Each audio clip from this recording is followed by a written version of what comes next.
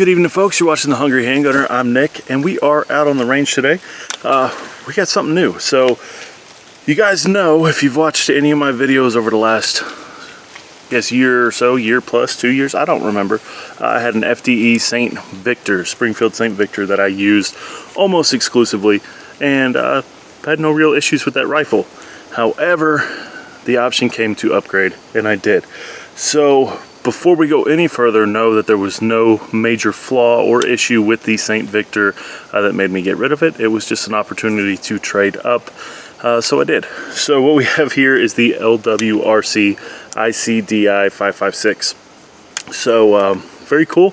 I just got her sighted in, put the first few rounds through her, and learned not to set it a hot suppressor on anything polymer. Did not realize that that was on the table when I laid it down, or that it would hit it or whatever.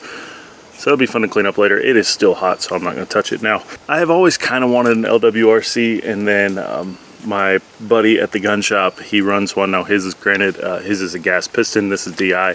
So conflicting schools of thought there that I don't feel qualified to really discuss the merits of. But suffice it to say, this is a DI gun. LWRC has a pretty good reputation, and they have earned it. Of everything from the full ambi lower to the spiral fluted barrel, which hopefully you can see there. I'm gonna set her down and get you guys some close-up stuff here in a second. But so far, so good. Even with all my crap hanging off of it, it's still lighter than the St. Victor was. As far as what's going on with the optic situation, I was gonna run my EOTech and magnifier, and then realized that the EOTech didn't have a constant on feature. Kind of like that. This is a grab gun for me, so I don't really want to have to worry about turning the optic on. So paired the magnifier with this mismatched Romeo 5 XDR that was on my St. Victor. So all cool there. I've still got the FDE sling. I don't really care. Function over form for me at this point, and those are easily fixed if they really do start to bother me. So without further ado, we're gonna set her down, get you a close-up. So for starters here, this is the left side of the gun, obviously. You got your safety, no biggie there. You have your mag release here, ambi mag release. This furniture was on it, these little rail scale grip panel things, angled foregrip / hand stop, I like that. There's your spiral fluted barrel, and easy to mount your tape switch for your light right there, so I like that. Do have a QD mount here on the angled grip. That's what I'm using for now. It's working okay for now. And a QD mount here on the stock. Looking at it from the other side, there we go again. You do have a nice ambidextrous charging handle, little American flag laser engraved there. I like that quite a bit. Nickel boron bolt. Here's your ambi bolt release, bolt hold open. And there we go. So one thing to note here on the handguard, you can see how it's all kind of molded together. It's semi-proprietary. Okay, maybe semi-proprietary isn't the right word. It's pretty much proprietary. So LWRC, for guys that want to just fix it and forget it, you can see kind of how mine's set up. Light, tape switch, suppressor, optics, sling. That's kind of as much as I need to put on here. Now obviously if I wanted to change optics and go to something, set it up a little bit longer range or whatever, it's easy to do that. But in terms of changing the handguard out and stuff, I would make sure that this is what you want before you go down this road. So it's obviously, this isn't a full review. We're just kind of taking a look at it, giving you my first impressions. Today's first day I shot it, so there is that. Speaking of shooting it though, let's do that.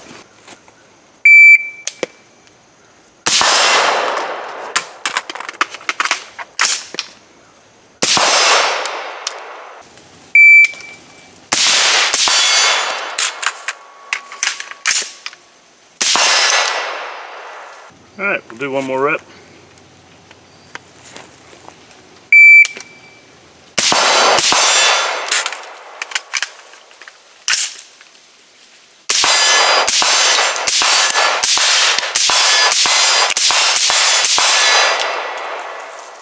She clear. So again, no issues with the St. Victor. This video isn't about the St. Victor. There's going to be links down in the description to check those videos out if you would like to. But this is very cool. I think this is a worthy replacement.